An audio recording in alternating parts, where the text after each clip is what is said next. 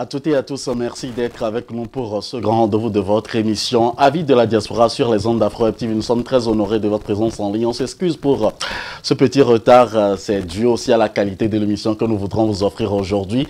Vous êtes sur Afro Web TV, www.afrowebtv.com et des sujets qui vous intéressent. Aujourd'hui, exclusivement, nous irons en Haïti pour parler donc des solutions. Nous savons qu'il y a une crise, mais bien avant cela, je vais lever le voile sur l'identité de nos invités de marque que nous recevons par duplex aujourd'hui en Europe comme aux États-Unis et de par le monde. Ils vont se présenter aussi si l'introduction n'est pas aussi digne de ce nom. Alors, en deuxième seconde partie, nous irons pour parler des défis et perspectives de l'économie numérique en Afrique, des sujets qui vous intéressent. Vous pourrez donc participer, chers amis, à cette émission sur le plus 1 319 462 89 79. Je vais commencer par le nouveau dans cette maison aujourd'hui qui nous honore de sa présence et par duplex, puisque les autres sont des habitués de la maison. Alors, Pierre Stanley, monsieur, maître Perrono, vous êtes avocat d'affaires inscrit au barreau de Paris, fondateur au cabinet Perrono Conseil, expert en intelligence économique. Et vous êtes premier vice-président du CITI, si je peux me permettre, Conseil international pour la transmission intellectuelle en Europe. Et vous êtes secrétaire aussi général de l'ONG RAPEC, Réseau africain des promoteurs et entrepreneurs culturels. Bonjour, bienvenue dans notre émission Avis de la diaspora. Bonjour, merci beaucoup de me faire l'honneur de me permettre d'intervenir ici pour parler de la question haïtienne. Je suis très honoré et je dis bonjour aussi à Philippe et à King. Merci et la présentation a été parfaite. Ça fait plaisir de vous avoir avec nous aujourd'hui grâce donc à notre invité, monsieur King Dodjro, entrepreneur qui n'est plus aujourd'hui à présenter. Nous sommes très honorés de l'avoir malgré son emploi du temps chargé. Monsieur King Dodjro, vous êtes expert en structuration économique et financière. Bonjour, vous êtes où en ce moment de par le monde?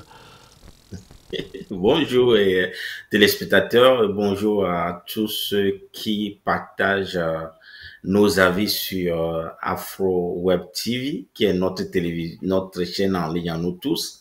Merci également à Moïse pour cette opportunité que tu nous offres tout le temps pour nous exprimer et pensons que c'est l'un des meilleurs canaux de communication, d'expression de nous qui sommes des fils et filles d'Afrique noire qui partageons des réalités d'autres peuples à travers le monde et donc votre canal dédié à nous qui sommes des acteurs de la diaspora.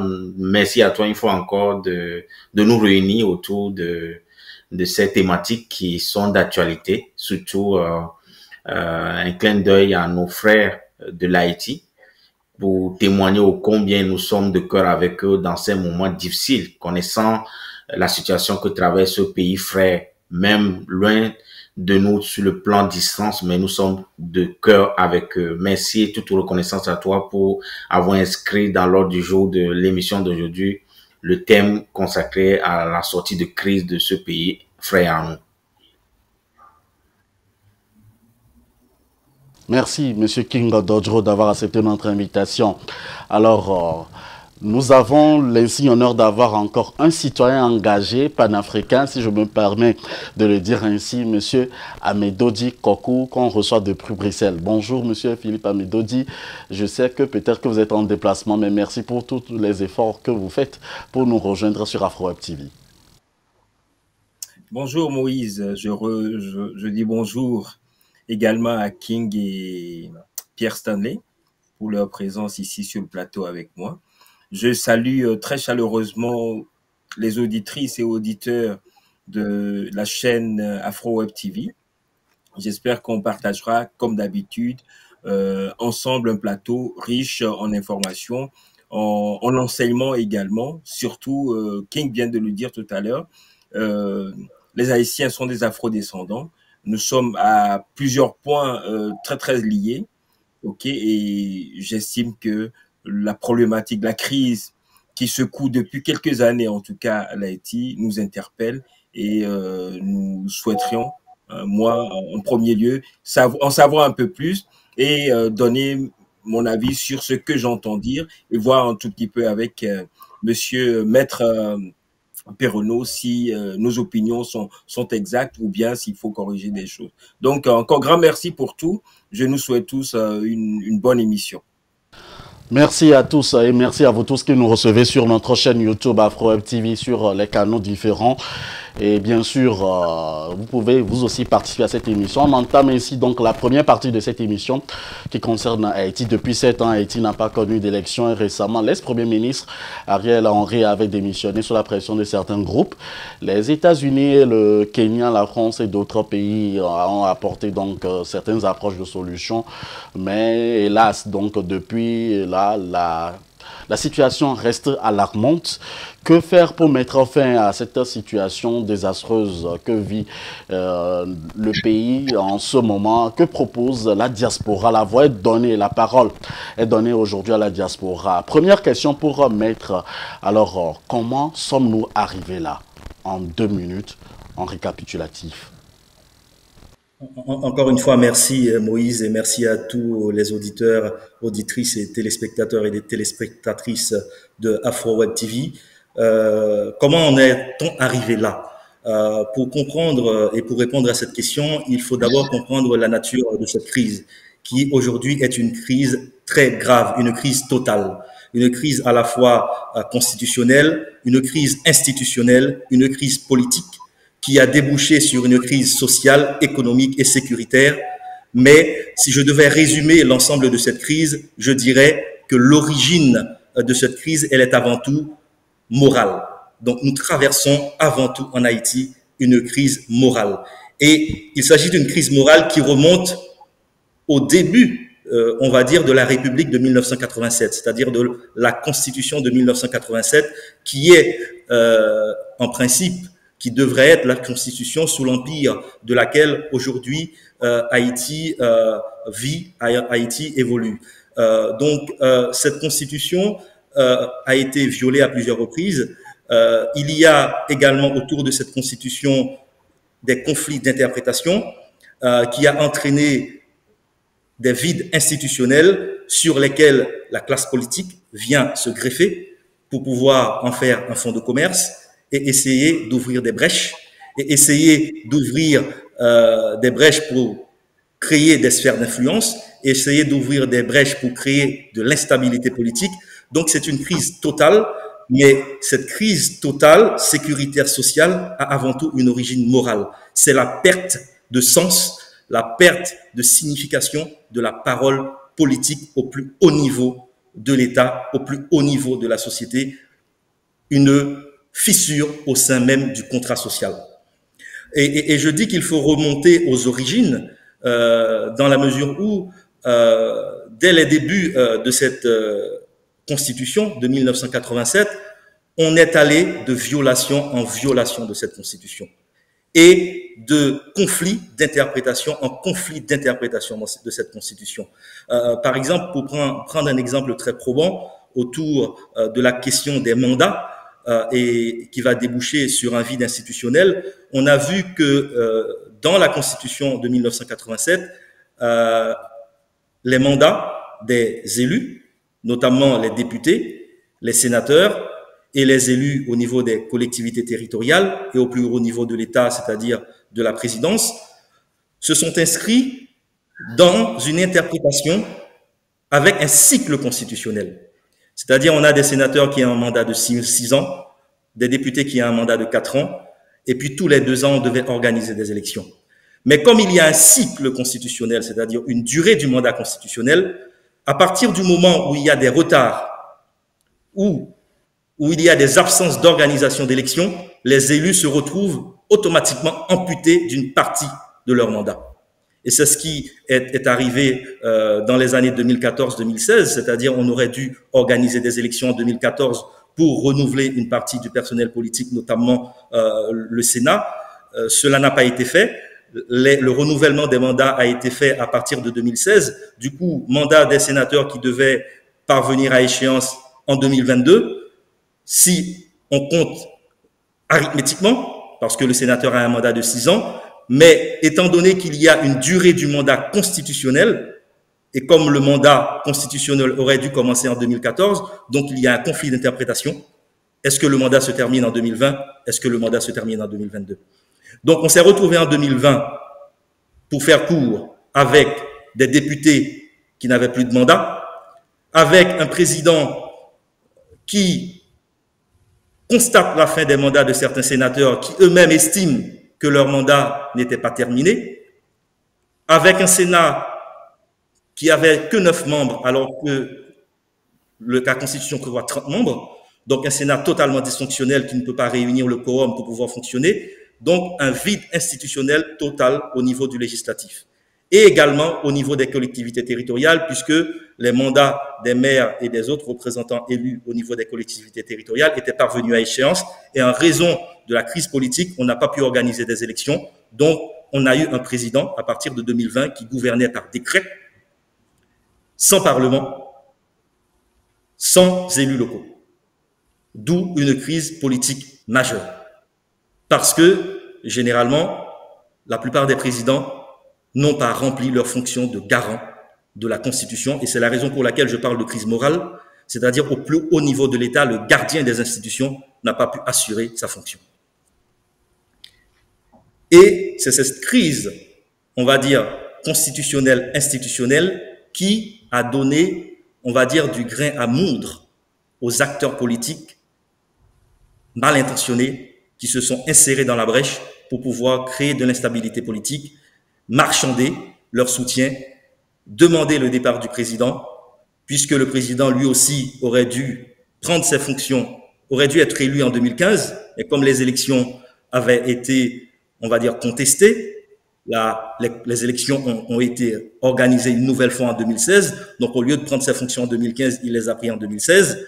Donc du coup, débat aussi autour de la durée du mandat du président, c'est-à-dire est-ce que le mandat du président qui est de 5 ans court à compter de 2016 et expire en 2021, donc c'est la durée du mandat constitutionnel, ou est-ce que ce mandat court à compter de 2017 et expire en 2022, c'est la position présidentielle, c'est-à-dire une durée, une conception mathématique de la durée du mandat. Et c'est là où la crise politique s'est cristallisée autour de ce mandat avec, du coup, une situation sociale qui s'est dégénérée, une insécurité à cause des manifestations, à cause de la révolte des gangs et jusqu'à l'assassinat même du président de la République. C'est-à-dire, aujourd'hui, les Haïtiens ne sont pas en sécurité. Même le premier citoyen de la nation s'est retrouvé totalement dépourvu de toute protection. Voilà aujourd'hui l'ampleur de la crise, qui est aussi une crise sociale et sécuritaire, parce qu'aujourd'hui, à Port-au-Prince et dans certaines villes de province, tout Haïtien peut se faire kidnapper. Il y a quelques mois, j'ai un ami qui a été kidnappé jusque dans sa chambre chez lui, alors qu'il y a quelques années, il fallait, si on restait chez soi, on ne risquait rien. Donc, il a été kidnappé chez lui, donc personne n'est en sécurité. Les voies de communication sont coupées entre la capitale et les villes de province, alors qu'on est dans un pays centralisé politiquement et économiquement. On parle de la République de Port-au-Prince. Beaucoup d'hôpitaux dans les villes de province sont fermés. Il n'y a plus de médicaments dans les pharmacies. Les prix des produits de première nécessité connaissent une inflation galopante. Par exemple, je parlais à un ami il y a quelques jours qui m'a dit que le sac de riz, par exemple, qui coûtait environ 1000 gourdes, il y a quelque temps, est passé à 4000 gourdes. Donc, vous imaginez le taux de l'inflation. Et puis, depuis quelque temps, depuis la démission du Premier ministre, les gangs ont pris le contrôle d'une grande partie de la capitale, du territoire. On a mis le feu, il y a quelques jours, à la résidence privée du directeur général de la police. Et le Premier ministre, qui a démissionné, aujourd'hui, a été obligé de démissionner parce que à un moment donné, les gangs avaient pris le contrôle des aéroports et parti au Kenya pour pouvoir négocier une mission d'appui du Kenya sous l'égide des Nations Unies en Haïti. Il n'a pas pu revenir au pays puisque les gangs avait pris le contrôle des aéroports et que la population s'est révoltée, la population qui demande le départ du Premier ministre. Il faut savoir que, en plus de cette crise constitutionnelle et institutionnelle, il y a aussi la crise. Oui, terminé. Il y a aussi la crise autour de la parole politique. Il faut savoir que le Premier ministre aurait dû rester 4 mois au pouvoir pour organiser des élections, mais il est resté plus de 30 mois au pouvoir. C'est-à-dire la parole politique qui est donnée à travers des accords en dehors de la Constitution, même cette parole-là n'est pas respectée. C'est la raison pour laquelle, pour moi, cette crise se résume en une crise avant tout morale, qui traverse tous les secteurs, toutes les couches de la population et tous les domaines, toutes les problématiques qui concernent l'État haïtien et la société haïtienne. Merci, maître, d'avoir planté le décor pour ce cas d'Haïti. Alors, maître King, disons, monsieur King Dodro, dites-nous, enlèvement, violence sexuelle, fusillade, continue toujours. Quelles sont les analyses que vous faites de manière brève? Merci beaucoup, cher ami Moïse. Et je pense que c'est une suite logique, hein? Et je m'explique. D'abord, je ne veux pas utiliser le qualificatif donc des Haïtiens qui décident à un moment donné de se faire justice parce que celui qui est le garant de la souveraineté de l'État, de la sécurité des personnes et des biens, qui est garant de respect des lois ou des institutions de l'État a failli à ses responsabilités, sachant très bien que le mandat d'un député, le mandat d'un sénateur, le mandat d'un président lui a été donné par les citoyens. En fait, les vrais dépositaires du pouvoir de gérer les affaires d'une nation sont les citoyens. Et force est de constater que dans la plupart des pays africains ou pays où on a la peau noire, qu'on oublie très vite qu'en fait, on est des mandataires, des personnes, et on vient, et quand on arrive au pouvoir, on fait comme si nous sommes investis de tout pouvoir de négliger et même d'esclavagiser même celui qui t'a donné mandat. À un moment donné, le citoyen, il revient à dire non, mais redonne-moi mon pouvoir que je t'ai donné. En fait, c'est une suite logique. Pourquoi? Si l'État a su être présent dans la vie de ses citoyens, il y aurait un rapport d'intimité entre les citoyens et l'État haïtien, comme dans la plupart des pays africains. Et ce manque de présence de l'État, qui se traduit dans la violation flagrante des textes de loi votés, où on ne respecte même pas les textes constitutionnels. Cette disposition prise par la population, les citoyens haïtiens. On se donne des interprétations et, si vous voudrez, rasadeuses ou fait de clientélisme politique en interprétant la constitution d'un pays à sa guise, au point de ne même pas respecter la notion de la durée d'un mandat. Au point où le citoyen se retrouve pris entre des pièges de ce test. Mais à un moment donné, et quand les dirigeants élus à qui on a donné mandat ne veulent pas respecter donc les engagements des tests, contenus dans les tests, les citoyens vont se retrouver dans une situation d'abord de l'anarchie. Ça commence par l'anarchie parce que les dirigeants expriment par leur comportement de l'anarchie. De l'anarchie, on arrive au chaos. Effectivement, la crise haïtienne a atteint son niveau le plus haut. Et quand ça atteint le niveau le plus haut, on arrive donc au chaos. Le chaos commence comment? Il commence d'abord par la désobéissance, dans le manque de respect des règles élémentaires dans la cité. De la désobéissance, on conduit donc à l'anarchie. Chacun fait ce qu'il veut, chacun est chef chez lui, gouverne et fait ses propres lois dans son quartier. Ainsi, vous aurez des gens qui vont fixer des montants à faire payer à d'autres citoyens en termes de raquettes. On le vit comme ça dans d'autres pays. Donc, ainsi, on observe qu'il n'y a plus d'ordre qui vient d'en haut. Chacun fait sa propre loi sur les personnes qu'il pense pouvoir dominer. Donc, on vit à ce moment de l'anarchie dans la nation.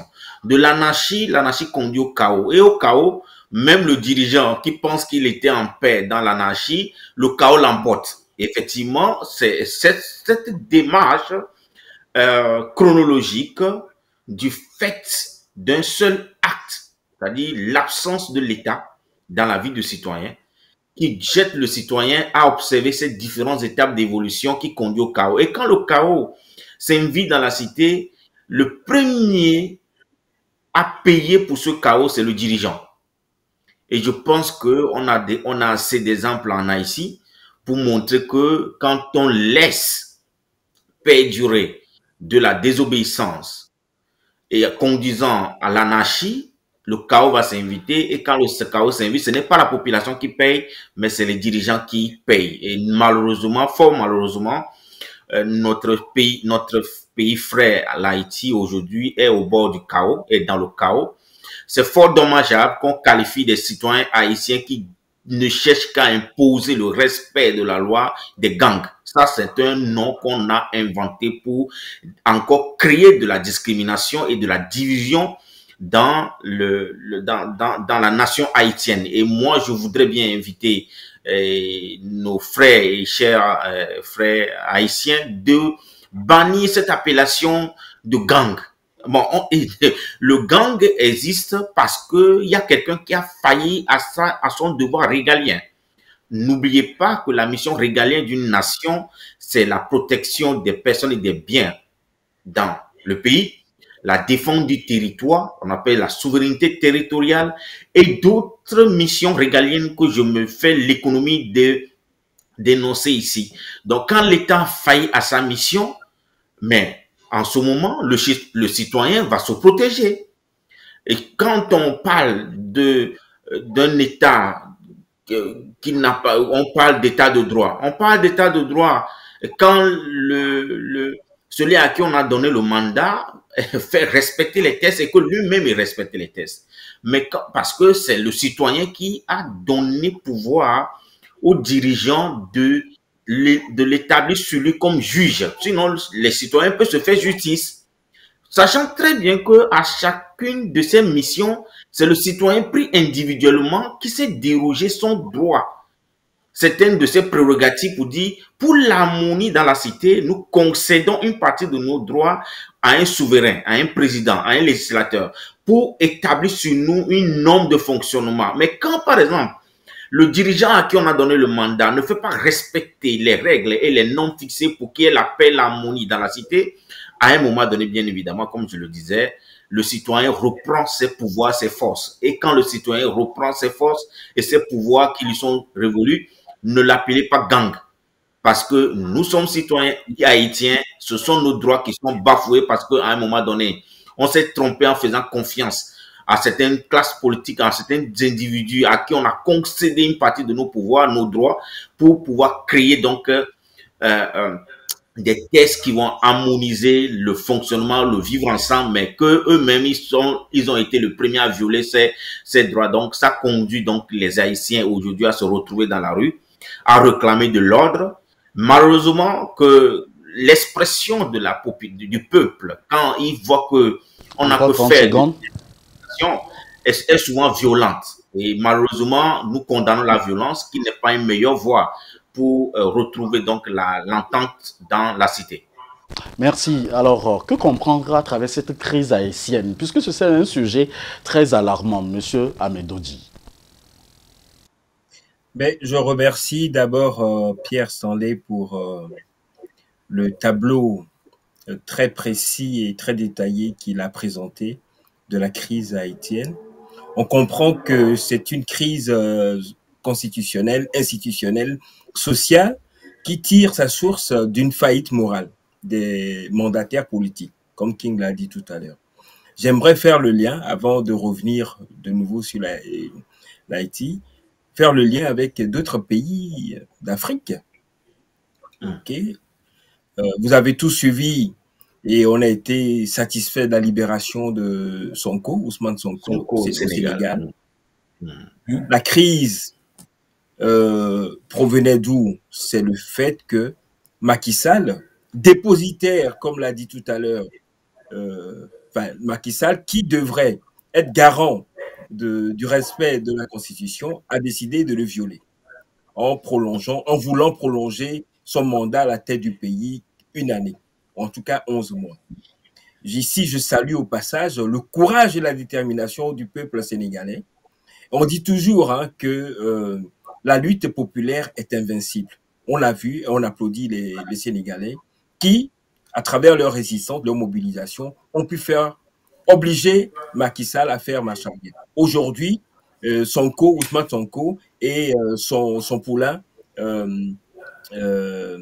Faye ont un boulevard devant eux pour emporter la présidentielle. Je profite également pour dire ceci, et c'est là où je tire une sonnette d'alarme par rapport à certains Africains qui malheureusement ont également perdu la boussole en matière morale. Je veux parler de notre aîné Alain Foka, qui aujourd'hui, pour des raisons pécuniaires, et je pèse mes mots, soutient ces dirigeants-là qui ne cessent de violer la constitution de leur pays pour se maintenir au pouvoir, en échange de monnaie sonnante et trébuchante. Donc, moi, je ne mâche pas mes mots. Il faut appeler les choses par leur nom. Ce qui se passe en Haïti, c'est une faillite morale qui a fait que la population s'est insurgée. Ça a coûté la vie à Jovenel Moïse, il y a quelques années. Okay. Ça a coûté le poste à Ariel, le Premier ministre Ariel Henry, il y a lundi, et ça a coûté la vie à beaucoup d'Haïtiens. Moi, je ne pense pas qu'il faut essayer de moduler ou bien de parler de langage de bois. Il s'agit bien des gangs qui, malheureusement, la fonction première, ou en tout cas le besoin premier d'un individu étant d'être en sécurité, n'ayant plus de sécurité, les gens ont pris les armes. Malheureusement, et Pierre Sandé l'a dit tout à l'heure, des amis à lui qui n'ont rien à voir avec la crise payent le prix cher en étant kidnappés. On a suivi tout récemment des reportages où des gens dans la rue qui vaquaient à leurs occupations pour aller chercher à manger pour leur famille se sont fait tirer dessus et assassiner. Donc, je pense que nous avons une pensée, il faut avoir une pensée émue et en tout cas, beaucoup de respect pour ceux qui ont perdu malheureusement leur vie dans cette crise-là, qui dénote d'une faillite morale des dirigeants politiques de ce pays. On va parler tout à l'heure des solutions. Est-ce que le retrait, la démission d'Ariel Henry va permettre le retour à une sérénité pour que les enfants, et je termine par là, pour que les Haïtiens eux-mêmes cherchent et trouvent une solution à leurs problèmes. Parce que ce qu'on entend, c'est une forme de recolonisation. Moi, j'ai suivi des journalistes occidentaux qui pensent qu'il faudrait recoloniser ou en tout cas, il faudrait envoyer des troupes armées du monde entier pour aller instaurer l'ordre en Haïti. Pas parce que les Haïtiens ont perdu le sens de l'ordre, c'est parce qu'ils se sont révoltés contre une faillite morale de leur personnel politique et il faudrait respecter cela en évitant d'aller fabriquer des solutions dans les chancelleries ou en tout cas en Europe, surtout aux États-Unis, pour l'imposer à la Haïti parce que nous savons qu'à la clé, il y a encore le besoin ou en tout cas, il y a encore des velléités d'aller se sucrer, d'aller profiter des ressources minières de ce pays-là. Et j'invite aussi mes frères haïtiens et le peuple haïtien à être vigilants pour éviter qu'on leur impose une solution préfabriquée qui ne va jamais résoudre le problème. On a vu ce qui s'est passé au Sahel, on a vu ce qui s'est passé en RDC. La solution militaire n'est jamais la plus appropriée à des crises politiques dans nos pays d'Afrique ou en tout cas dans les pays où vivent les Afro-descendants.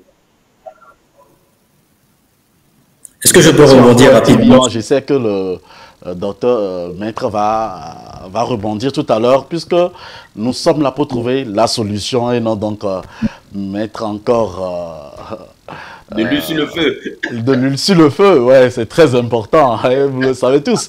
Alors, que faire? C'est la grande question qui se pose partout, hein. Maître, vous êtes de nationalité haïtienne, et que faire pour trouver une solution idoine à cette crise et pour aller à une transition très rapide? Pour aller à une transition très rapide et pour trouver une solution de sortie de crise, je vais le dire tout de suite. Tout à l'heure, Philippe a salué la détermination du peuple sénégalais dans son combat de résistance à l'oppression.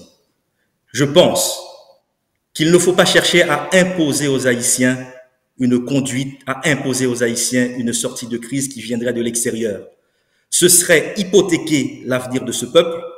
Si on impose une solution aux Haïtiens qui vient de l'extérieur, dans 100 ans, on sera encore au même problème. On va encore devoir mener un combat pour résoudre un problème que l'on peut résoudre tout de suite. Il faut que la solution vienne de l'intérieur. Il faut que le peuple haïtien cherche en lui-même, dans sa force de résiliation, comme il l'a déjà fait en 1804 et dans d'autres périodes de son histoire, la solution à cette crise.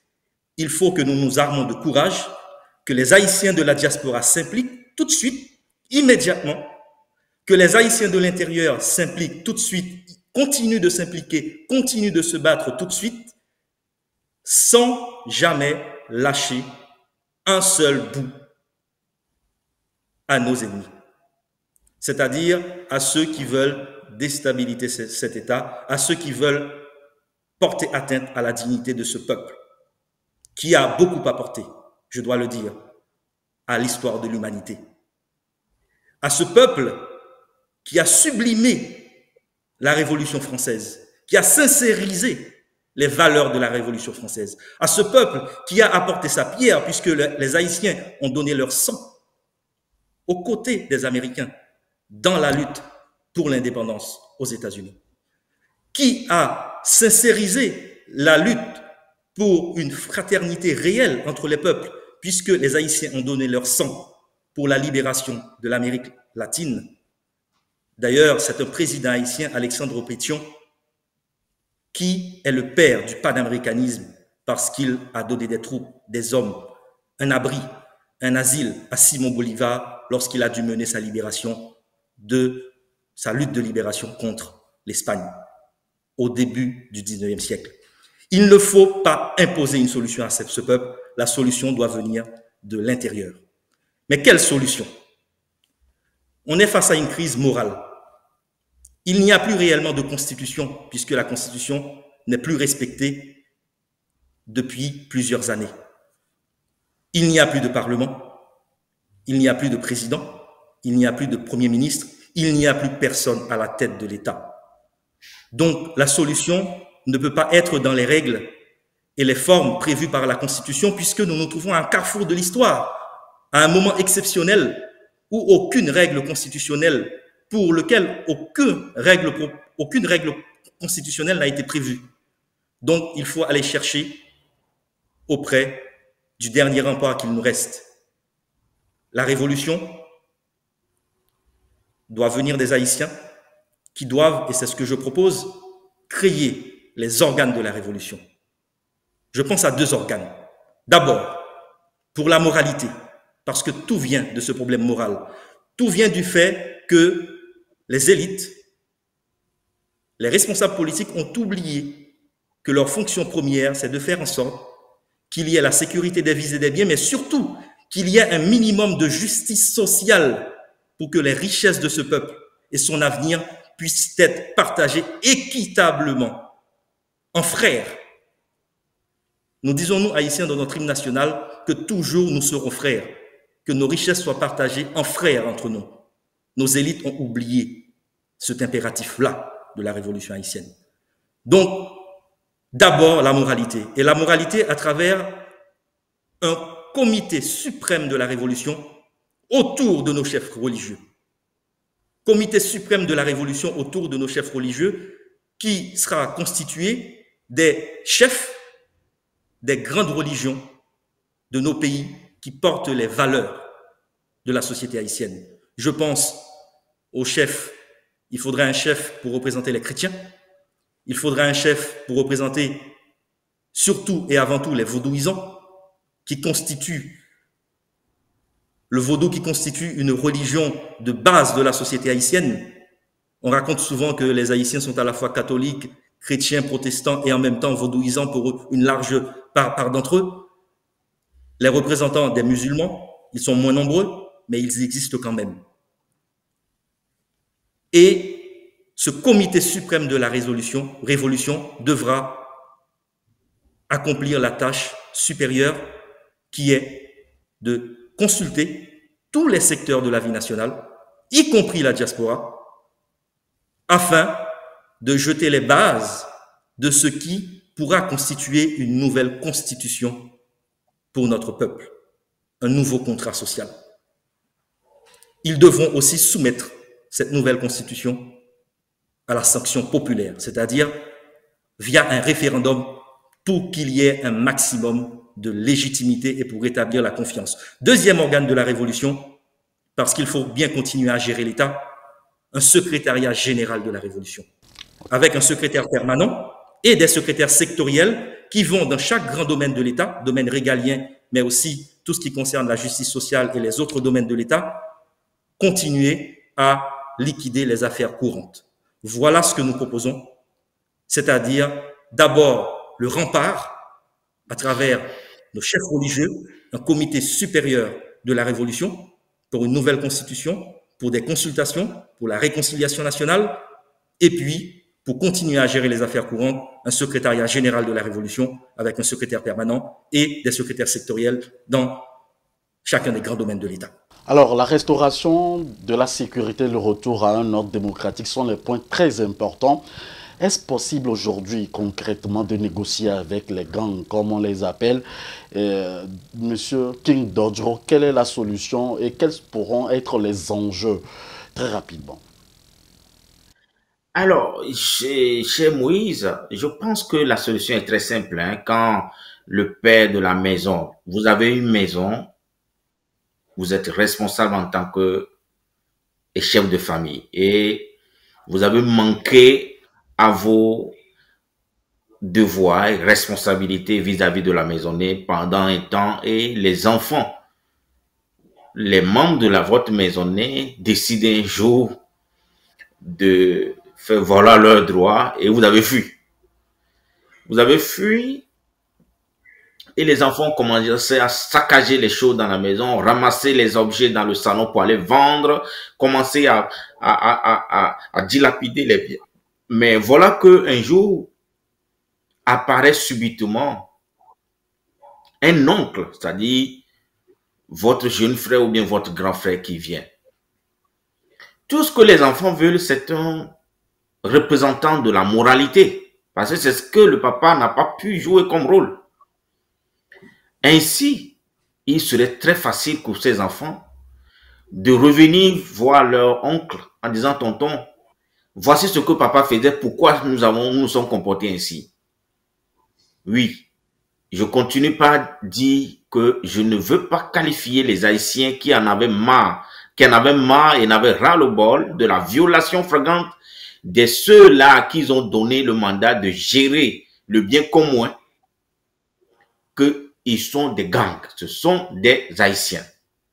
Ils n'ont trouvé que ce moyen pour exprimer leur ras-le-bol.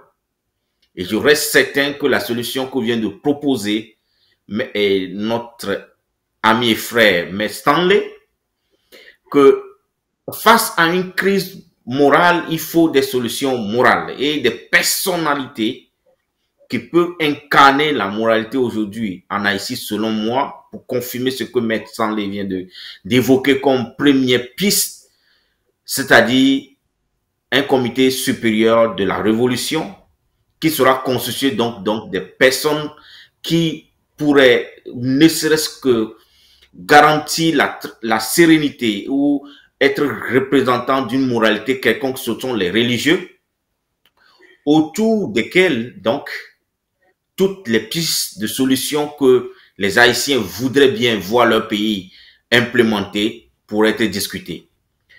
Nous ne pouvons pas proposer aujourd'hui à l'Haïti la sortie de crise si ce n'est même les Haïtiens eux-mêmes.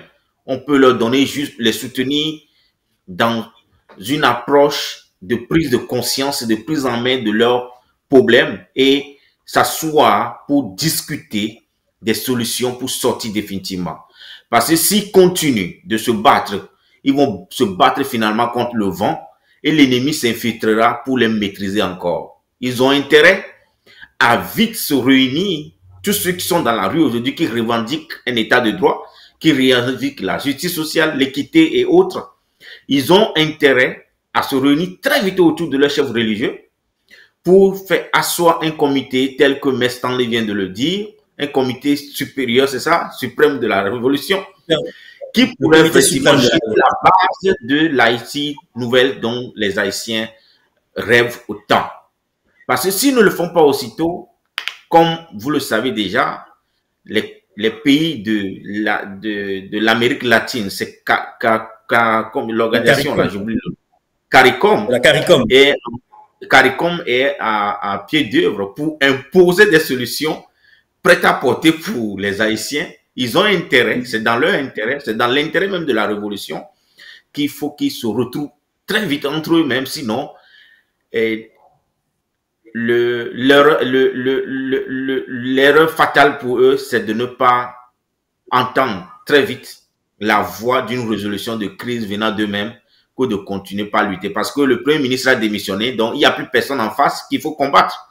Donc aller s'entretuer entre eux, je pense que c'est la mauvaise action qu'il ne faut pas encourager. C'est pourquoi, et si nous sommes bien écoutés à travers cette émission, nous Africains qui sommes de cœur avec nos frères de l'Haïti, nous les supplions à travers ce canal de se regrouper rapidement entre eux à travers leurs chefs religieux qui sont jusqu'à présent au moins neutres en politique et garants de la moralité dont ils ont besoin pour pouvoir jeter la base d'une nouvelle nation. Que la paix revienne à Haïti, c'est la volonté, donc ce sont les idées réunies donc, de nos panélistes de ce jour. Monsieur Amédo Dion vous reçoit depuis la Belgique. Quelles sont les mesures, vous qui avez eu à côtoyer un peu plus, beaucoup plus de communautés, quelles sont les mesures qu'il faut prendre pour une solution rapide en Haïti? Mais je crois que solution rapide, comme Pierre Stanley l'a dit tout à l'heure, il vaut mieux reconstruire les choses sur des bases solides. Et je crois comprendre que CARICOM, si CARICOM a les mêmes défauts que la CEDEAO en Afrique, je crois qu'il vaudrait mieux peut-être éviter que CARICOM impose des solutions au peuple haïtien. Et c'est en cela que j'apprécie, j'allais dire, la terminologie ou les vocables de Comité supérieur de la révolution. Ce qui se passe en Haïti actuellement n'est ni plus ni moins qu'une révolution. Il faudrait que la communauté internationale entende cela. Le peuple haïtien ne veut plus vivre sous le joug d'une classe politique immorale. J'ai entendu que le Conseil, la décision qui a été prise et de mettre en place un conseil présidentiel de transition se fonderait sur les 7 principaux partis en Haïti. Alors que la crise vient de là. C'est parce que les leaders politiques ou le personnel politique est, en tout cas, est moralement corrompu ou est en faillite morale. Donc, s'appuyer sur ce fondement-là qui n'existe pour essayer de rendre à l'Haïti sa souveraineté et sa dignité serait coupé dans l'eau. On sait généralement dans ces manœuvres que ces pays-là, ces grandes puissances qui dirigent ou en tout cas qui parrainent ces grandes rencontres de recherche de solutions visent souvent à mettre là-bas leurs pions, des gens qui continueraient à maintenir ce chaos-là parce qu'in fine, le chaos leur profite. Vous savez, les chiffres ont été donnés la semaine dernière. Pendant les 5 dernières années, les pays qui sont les premiers à exporter, à fabriquer, exporter les armes, c'est d'abord les États-Unis, puis vient la France et d'autres pays. Ce sont ces mêmes pays-là qui nous disent qu'ils prêchent la paix dans le monde, qui sont les premiers à vendre des outils ou en tout cas des armes de destruction massive. Donc il faudrait arrêter et j'invite la communauté, en tout cas des afro-descendants, à soutenir cette solution-là qui serait que les Haïtiens trouvent eux-mêmes des solutions à leurs problèmes et qu'on ne leur impose pas des solutions comme au Sénégal, comme au Mali, au Burkina Faso et au Niger, des dirigeants révolutionnaires sont en train de le faire actuellement. Je fais le lien, je fais le parallélisme avec ces pays-là. Il faut, et c'est là où je propose, je demande, c'est une question que je pose à notre frère et ami Pierre Stanley, est-ce que dans votre schéma, ce qu'on appelle aujourd'hui les gangs, ou je crois même savoir que le premier d'entre eux, en tout cas qui s'appelle, je crois, Barbecue, enfin, surnommé Barbecue, je ne sais pas, il grille souvent les gens, je ne sais pas, mais est-ce qu'il est partie prenante? Est-ce qu'il serait partie prenante? Est-ce qu'on va l'impliquer dans la recherche de solutions? Parce que, actuellement, vous l'avez dit, il a la mainmise sur 80% du territoire du Port-au-Prince. Donc, on ne peut pas écarter des gens qui, aujourd'hui, peuvent faire la pluie et le beau temps. Donc, intégrer ces gens-là, au lieu de les laisser de côté et faire en sorte que la situation pourrisse, est-ce que c'est une question que je pose au peuple haïtien à travers Pierre Stanley aujourd'hui? Est-ce que la solution que vous préconisez en tant que Haïtien passe par l'intégration de ces gens-là qui aujourd'hui essayent tant bien que mal d'imposer l'ordre en Haïti? Alors, nous sommes probablement à la fin donc, de cette première partie.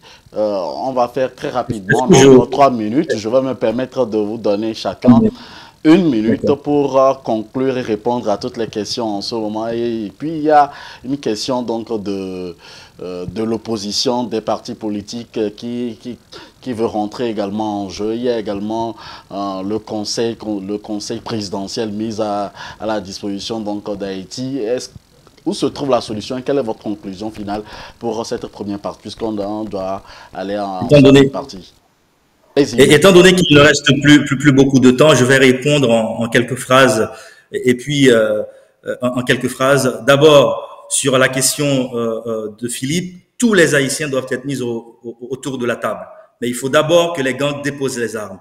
2, on est aujourd'hui dans une situation d'extrême urgence où l'histoire peut à n'importe quel moment basculer. En 1 seconde ou en 1 minute ou en 1 fraction de seconde, l'histoire peut basculer. Donc les Haïtiens doivent faire vite pour éviter que d'autres leur proposent des solutions. Seuls les Haïtiens peuvent libérer les Haïtiens. Et en ce sens, je lance un appel à la diaspora haïtienne. Nous sommes 3 millions d'Haïtiens vivant à l'étranger pour environ 11 millions d'Haïtiens vivant sur le territoire. Donc, des Haïtiens aux 4 coins du globe, dans tous les domaines, dans tous les secteurs d'activité, avec des compétences diverses et variées. Donc, notre silence ou notre manque d'implication pourrait être interprété comme un acte de trahison, comme un crime contre la nation. Je lance un appel également à tous les Haïtiens vivant en Haïti, aux artistes, aux professionnels, au secteur privé des affaires, aux taïnos, aux arawaks, aux vaudouisants, aux chrétiens, aux musulmans et à toutes les confessions que je n'ai pas citées. Je lance également un appel aux groupes armés illégaux, aux gangs. Je sais que vous aimez votre pays, car cet amour est inhérent, je le sais, à la constitution, à la vie de chaque Haïtien, puisque je suis Haïtien comme vous. Je sais que nous portons en nous cet amour, on va dire, indestructible pour notre histoire et pour notre pays. Mais malheureusement, les responsables politiques, on pourrait dire, ont brillé par leur absence dans notre vie et dans nos vies. Et certains d'entre nous, comme vous par exemple, se sont retrouvés orphelins et obligés et contraints de se faire justice sociale par eux-mêmes. Parce que, en dernier lieu, le problème, c'est vraiment un problème de moralité et de justice sociale. Donc, vous les gangs, je vous le demande encore une fois, déposez les armes. Et nous, Haïtiens, soyons libres. Regroupons-nous autour de nos chefs religieux et jetons les bases d'une nouvelle Haïti, jetons les bases du rêve haïtien pour une Haïti souveraine. Pour une Haïti souveraine. Je le répète, pour une Haïti souveraine. Et je dis, vive Haïti, vive Kiskeya, vive Boyo. Vous les Haïtiens, vous comprenez. Vive Haïti, vive Kiskeya, vive Boyo. C'est cet appel que je voudrais faire en guise de réponse. Merci, maître, pour votre compréhension. Merci d'avoir été très bref. Alors, monsieur King Dodgro, votre conclusion pour cette première partie de notre émission. Et je pense que cette solution que veut proposer CARICOM, qui se repose sur les acteurs qui ont contribué à pourrir l'environnement politique de la nation haïtienne, n'est pas la bienvenue dans le cas de la crise haïtienne.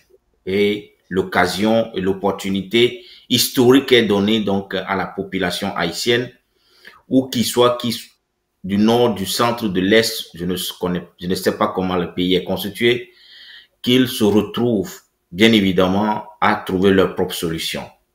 Je continue par dire, parce qu'ils sont dépassés, d'autres n'ont pas eu d'autre choix que de prendre des armes pour se faire justice. Et ceux qui ont pris les armes, que ce soit des hommes et des femmes, c'est l'occasion de déposer les armes et de se retrouver entre vous-mêmes, Haïtiens, pour implémenter les solutions qui répondront à vos aspirations. Nul quelqu'un ne le fera pour vous. Si vous invitez quiconque à venir vous apporter la solution, il vous imposera la domination.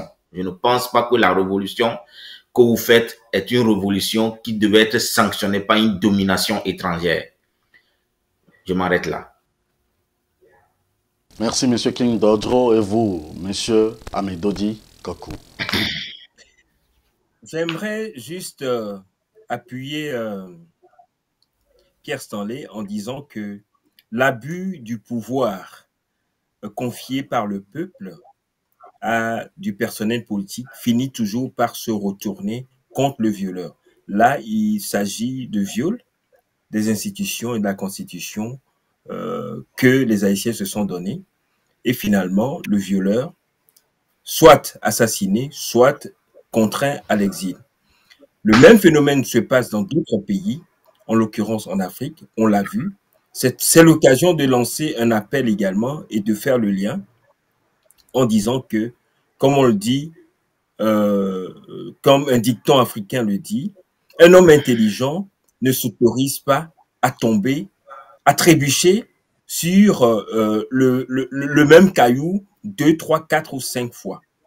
C'est un appel que j'aimerais lancer en conclusion de cette première partie aux dirigeants africains, en l'occurrence Macky Sall du Sénégal, Faure Gnassingbé du Togo, il y en a d'autres,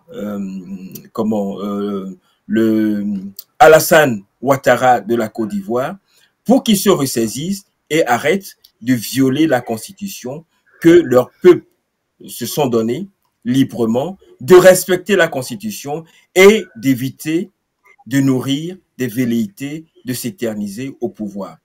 Nos pays ne sont la propriété privée d'aucune personne. Ce sont les propriétés communes des populations. Il faut, comme Pierre Stanley l'a dit tout à l'heure, le rôle de l'État consiste à organiser les nations pour que les richesses qui sont collectées par l'État soient redistribuées dans le respect de l'éthique et de la morale et en fonction des besoins de chaque citoyen. C'est cela que l'Afrique grandirait en montrant, ou bien les afro-descendants grandiraient en montrant que bien plus tôt que les Occidentaux, nous, on avait compris comment organiser nos sociétés pour que les filles et fils d'une société, d'une communauté puissent vivre en paix, en toute fraternité, comme le dit d'ailleurs l'hymne national de l'Haïti. Merci. Merci à vous d'être avec nous, chers amis téléspectateurs, amis internautes. Vous êtes sur Afro Web TV. Nous allons faire une pause permettant à nos invités de se ressourcer. Ce sera juste dans 40 secondes. Chaque semaine, la rédaction d'Afro Web TV vous propose